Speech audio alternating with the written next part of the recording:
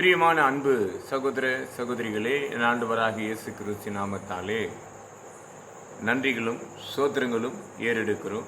கர்த்தர் உங்களை ஆசீர்வதித்து பெருக செய்வாராக. இன்றைய செய்தி என்ன என்று சொன்னால்,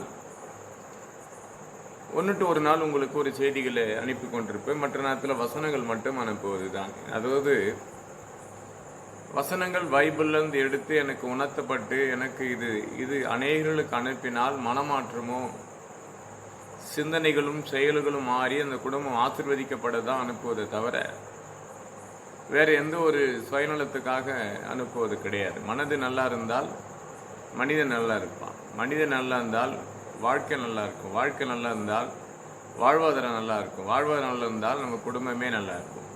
இப்படி பலது சொல்லிக்கினே போகலாம். இப்படி தான் அநேகருக்கு இந்த செய்திகளை நான் பகிர்ந்து கொண்டு இதை இப்போது இரவு 1 மணி ஆக போகுது.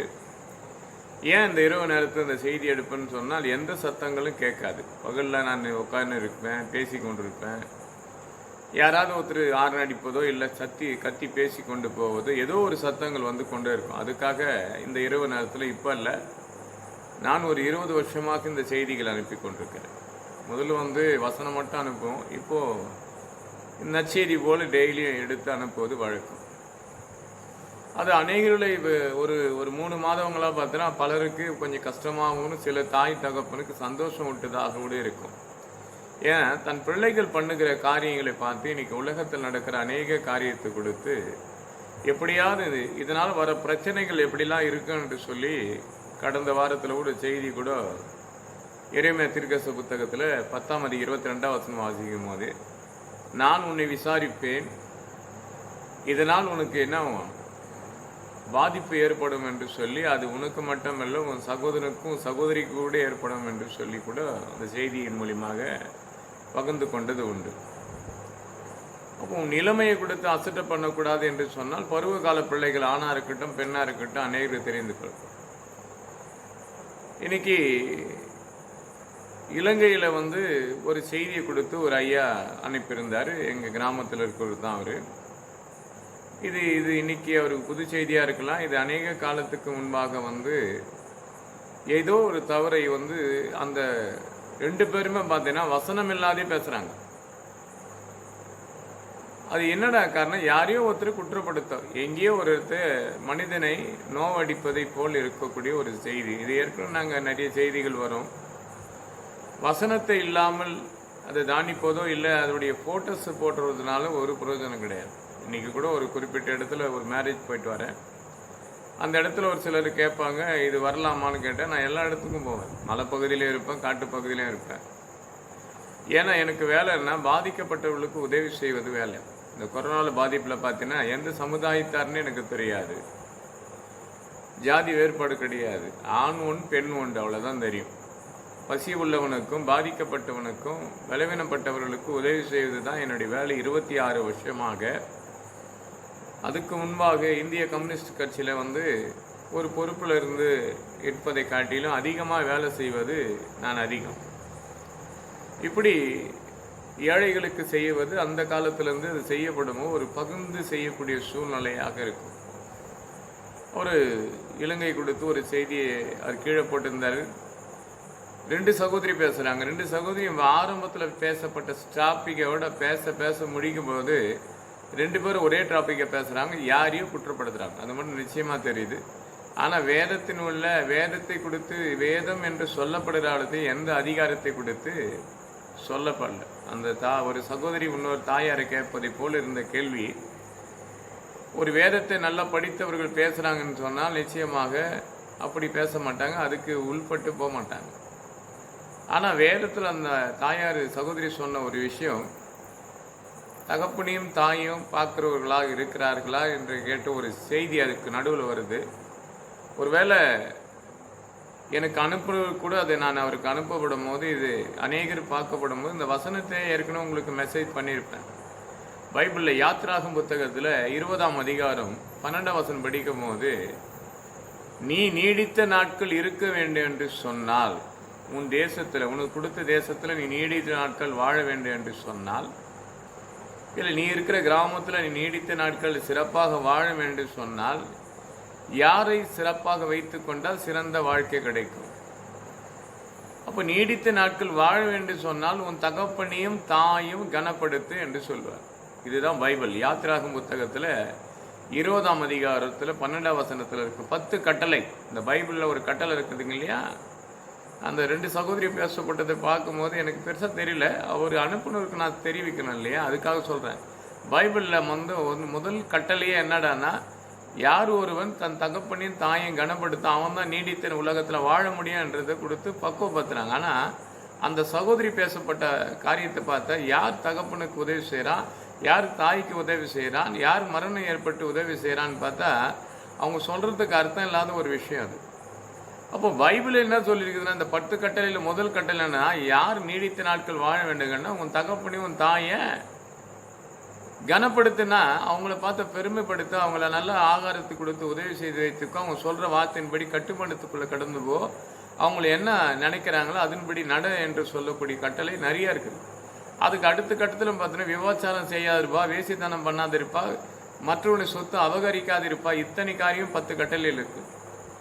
இதுக்கு ஏன் இதை இவ்வளோ நான் அதை டாபிக் பண்ணி எடுக்கிறேன்டான்னா, பைபிளில் இருக்க வேண்டிய விஷயத்தை அவங்க 2 பேர் பேசலை, இல்லாத ஒரு விஷயத்தை அவங்க பேசுவது அவர் எனக்கு அனுப்ப ரொம்ப நல்ல செய்தி. அது எனக்கு ஏற்கனவே ஒரு சில காலத்துக்கு முன்னாடி வேறு ஒரு செய்தி இது போல் வந்தது. இது போல் செய்திகள் நிறைய வரும். ஆனால் அதெல்லாம் இதுக்கு காரணமானு கேட்டால் கண்டிப்பாக கிடையாது.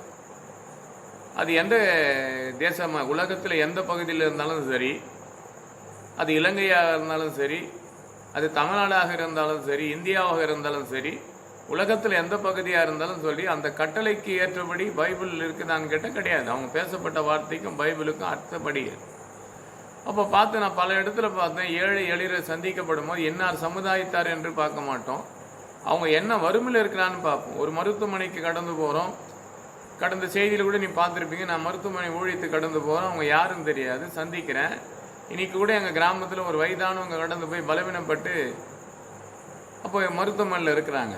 அப்போது அந்த ஸ்டான்லி மருத்துவமனையில், அப்போ அந்த மருத்துவமனையில் இருக்கிறாங்க, ஜிஹெச்சில் மருத்துவமனையில் இருக்கிறாங்கன்ற விஷயம் எங்களுக்கு வருது. ஜிஹெச்சில் இருக்கிற மருத்துவமனையில் இருக்கிற ஒரு ஐயாவுக்கு நாங்கள் இதை தெரிவிக்கிறோம், அவர் உடனே நாளைக்கே அதை உதவி செய்கிறார் என்று பேசுகிறாரு. இது பெற்றோர் மத்தியில் அவங்க எந்த சமுதாயத்தாராங்களோ, இந்தா முஸ்லீமா என்றெல்லாம் கதை கிடையாதுங்க. அவங்களுக்கு உதவி செய்து தான் அவருடைய வாழ்க்கை. அதுதான் வேதம் சொல்லுகிறது. யார் விழுறார்களோ அவங்கள விழாதபடி தாங்கிறது தான் எங்களுடைய வேலை. அப்போ என்னுடைய சுவிசேஷம் எப்படி இருக்குன்னு சொன்னால், ஒரு சிம்பிளாக நான் சொல்கிறேன். இங்கே நான் இருக்கிற அந்த கிராமத்துலேயும் வயது கடந்து போனவங்க ஜிஹெச் மருத்துவமனையில் இருக்கிறாங்க. அவங்க கடந்த வாரம் கேட்டாங்க, இன்றைக்கி அதாவது நாளை சனிக்கிழமை நான் கடந்து போகணும், இப்போ சனிக்கிழமை தான் பேசி நிற்கும் 1 மணிக்கு கடந்து போகிறேன்னு சொன்னேன். திடீர்னு ஒருத்தர் சென்னையில் பார்த்தீங்கன்னா ஒரு இறந்துட்டார், ஹார்ட் அட்டாக்கில் இறந்துட்டார். அதனால் போக முடியாத ஒரு சூழ்நிலை வந்துச்சு. ஆனால் நான் போலினாலும் எனக்கு இருக்கிற அந்த பெரிய அதிகாரி, அந்த ஜிஹெச் மருத்துவமனையில் இருக்க ஒரு அதிகாரிக்கு ஃபோன் பண்ணி, சம்மந்தப்பட்டவங்க அவங்களுக்கு யார் எந்த சம்மந்தமும் அவங்களுக்கு தெரியாது, அவங்களுக்கு இவங்களை தெரிவிக்கிறோம், இவங்களை தெரிவித்து இந்த அதிகாரிக்கிட்ட நீங்கள் பேசுங்க, அவர் எந்த ஒரு உதவி செய்ய வந்தாலும் எந்த ஒரு காசும் உங்கள்கிட்ட வாங்க மாட்டார் என்று உதவி செய்யணும். இப்போ அநேகர் இன்னைக்கு பார்த்தீங்கன்னா அப்படி கிடையாதுங்க. யார் எந்த வேலை செஞ்சால் அந்த வேலைக்கேற்ற கூலிகளை எதிர்பார்க்குற தேசம். அப்படி தான் கேட்டால் சொல்லுவாங்க, நாங்களும் அதுக்கு வேண்டிய காரியம் இல்லையா, நாங்களும் அதுதான் செஞ்சு கொண்டிருக்கோம். 26 வருஷமாக ஆண்டவராக இயேசு கிறிஸ்து முழுமையாக இந்த வேதத்தை படித்த பிற்பாடு யாருக்கு என்னெல்லாம் செய்யணும் என்ற இன்ட்ரெஸ்ட் இதயத்துக்குள்ளே வந்தது எப்படான்னா, ஆல்ரெடி நான் பார்த்தீங்கன்னா ஒரு கம்யூனிஸ்ட் கட்சியிலேருந்து ஒரு போஸ்டிங்லேருந்து செய்தது, அன்றைக்கி செய்த பொசிஷன் வேறு, இன்றைக்கி செய்கிற பொசிஷன் வேறு. அன்றைக்கி ஒரு சிலர் 4 பேர் கொடுப்போம், இன்றைக்கி 40 பேர் கொடுக்குற அளவுக்கு இருக்கணும். இந்த 40 பேர் மறுபடியும் என்கிட்ட வருவாங்களான்னு கேட்டால் தெரியாதுங்க. எந்த கிராமத்துக்கு போகிறோம், அங்கே பஞ்சம் நிறைந்த ஒரு கிராமமாக என்னிடத்துல இருக்கிற அந்த 50 ரூபா, அந்த 50 ரூபாய்க்கு ஒரு பிடி சாப்பாடு, ஒரு கிலோ அரிசி வாங்கி அது ஆகாரமாக செய்யப்பட்டு அந்த 50 பேருக்கு ஒரு 5 பேருக்கு அந்த சாப்பாடை நான் பகிர்ந்து கொடுத்து கடந்து போய் கொண்டு இருப்பேன். இதுதான் 50 பேருக்கு என்னால் போட முடியாது இல்லையா? அது ஒரு சில செய்திகளை பார்த்து நம்ம அதை தப்பாகவே யோசிக்கக்கூடாது. ஏன்னா இன்றைக்கி எப்படி ஆகி போச்சுன்னா, ஒரு மதத்துக்கு மற்ற மதத்துக்கு ஒரு பேச்சுகளை மாற்றம் அடைந்து என்ன பண்ணுறாங்க, தேசத்துக்குள்ளே சமாதானத்துக்கு எடுத்துருவோம். ஏன்னா இந்திய தேசத்தில் பார்க்கப்படும், குறிப்பாக தமிழ்நாட்டில் இருக்கிறனாலன்னா, தமிழ்நாட்டை சுற்றி இருக்கிற அத்தனை பேரும் ஒருத்தருக்கு ஒருத்தர் உறவு உள்ளவர்களாக, அண்ணனாக, தம்பியாக, உற்றார உறவினராக தான் பகிர்ந்து கொண்டு இருப்போமே தவிர, அவங்க விழப்படும் போது என்ன பண்ணுவாங்க, ஓடி போய் ஏன் தூக்குறோம்? நாங்கள் விழப்படும் போது அப்படித்தான். இப்போ பார்த்தா நான்லாம் விழப்படும் போது ஒரு வருஷத்துக்கு முன்னாடி எனக்கு பலவீனம் விட்டு கீழ் விழும்போது இத்தனை உதவி 2020ஆம் ஆண்டில் 2020, 21, 22 அந்த 3 வருஷத்தில் பார்த்தா இந்த கொரோனாவால் பாதிக்கப்பட்ட பல கிராமத்துக்கு கடந்து போய் எல்லாருக்கும் கொரோனாவால் பாதிக்கப்பட்ட மரித்தவர்களுக்கு அடக்கம் பண்ணுறதுக்கு யாரும் வரல. அந்த கேட்டகரிக்கு சொல்லலாம். ஆனால் அவங்க சொல்கிறதுக்கும் இதுக்கு அந்த காலகட்டத்தில் வியாதிக்கு பயந்து ஓடினாங்க. அந்த சூழ்நிலையும் அப்படிப்பட்ட மக்களை பார்த்து சந்தித்து அந்த அடக்கம் பண்ணும்போது கூட இருந்து அவங்களுக்கு கைப்பிடிச்சு உதவி செய்து எல்லாம் பண்ணிட்டு கடந்து வந்தனே தவிர ஒதுங்கியோ பயந்து ஒதுங்கி நிற்க மாட்டேன். காரணம் என்னடான்னு சொன்னால் மற்றவங்களுக்கு செய்வது தான் கடவுள் விரும்புவார். அப்போ ஒருத்தர் சுற்றி காட்டி போடப்படும் போது யாரையும் குற்றப்படுத்துகிறவோ இருக்குதுறான்னு சொல்லும் போது அதை ஆராய்ந்து பார்த்தேன்னு சொன்னால் யாருமே என்ன பண்ணுறாங்க, ரெண்டு பேர் வேறுபட்டு பேசுகிற மாதிரி பேசி யாரையும் ஒருத்தர் காயப்படுத்துறது போல இருக்கும். அதுபோல் வேதம் சொல்லுகிறது, நீ நீடித்த நாட்கள் வாழ வேண்டும் சொன்னால் உன் தகப்பனையும் தாயும் முதல்ல என்ன பண்ண கனப்படுத்து. அவங்கள விடுத்து அவங்க நாமத்தை மகிமைப்படுத்திப்பார். அவங்களுக்கு நீ நல்ல பிள்ளையாக வளர்ந்துப்பார், நல்ல ஒரு மாணவியாக இருந்துப்பார், நல்ல ஒரு மருமகளாக இருந்துப்பார், நல்ல ஒரு மாமியாராக இருந்துப்பார். அப்போது அந்த தாய் தகப்பனுக்கு தன் குடும்பத்துக்கு வந்த அந்த வம்சம் வளரக்கூடிய அந்த பேர பிள்ளைகளும் மற்றவங்களை பார்க்கும்போது அவங்க சந்தோஷத்தில் அநேக நாள் வாழ்வாங்க. நீங்கள் எத்தனையோ குடும்பத்தில் பார்க்கும்போது மாமியாரை பார்க்கறது கிடையாது, மருமகனை பார்க்கறது கிடையாது. இப்படி மாறிப்பட்டு ஒரு பிரச்சனை உருவாகி கொண்டு இருக்கும். வயது கடந்து போனவங்களாக இருப்பாங்க, கிறிஸ்துக்குள்ளே இருப்பாங்க. அவங்க பார்த்தோன்னா ஒரு மருமகளை சரியாக கவனிக்க மாட்டாங்க. ஒரு வயது கடந்து போன ஒரு சகோதரிய வயசானவங்களாக இருப்பாங்க, மாமியார் இருப்பாங்க, அந்த மருமக சரியாக பார்க்காது. இது பைபிள்லே இருக்கும். அப்போ மிகா புத்தகத்தில் படிக்கப்படும் போது 7ஆம் அதிகாரத்தை 5ஆம் வசனம் படிக்கும்போது வீட்டாரும் உனக்கு சத்துரம். ஏன்னா மாமியாருக்கு விரோதமான மருமகளும் மருமகளுக்கு விரோதமான மாமியார் இருப்பாங்க கடைசி காலில்னு. அது உண்மைதான். இன்றைக்கி நிறைய குடும்பத்தை பார்க்கலாம். சரியாக பார்க்குறாங்களா? கிடையாது. யார் சரியாக தன் தகப்பனையும் தாயும் கனப்படுத்த அவன் நீடித்து இருப்பான். இது போல் செய்திகளை கண்டு கலங்கி போவாதீங்க.